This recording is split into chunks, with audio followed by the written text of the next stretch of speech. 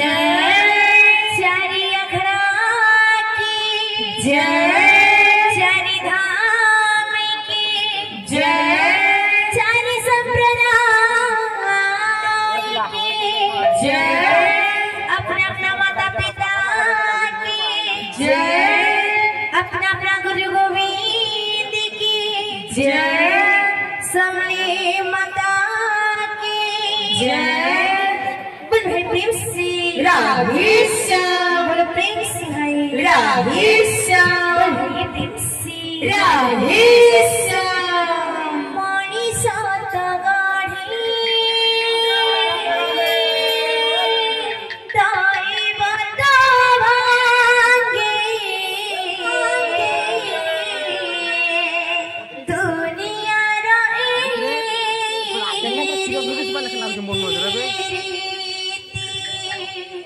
अधवा टटारी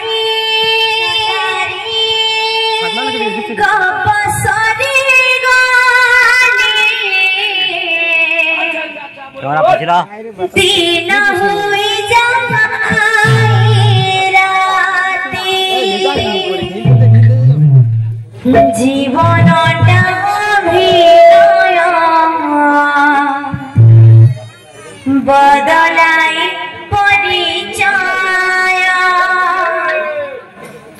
जीवनटा अभिनय बदलाय परिचय किमिति बंचिब पिजहरा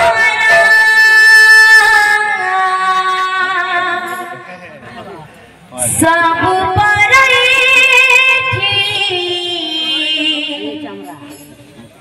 लुहानी जरा सब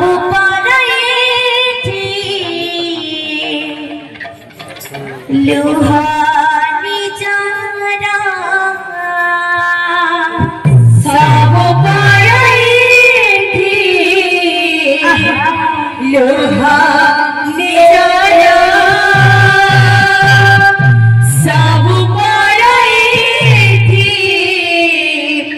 लुहानी जरा ही स्वरा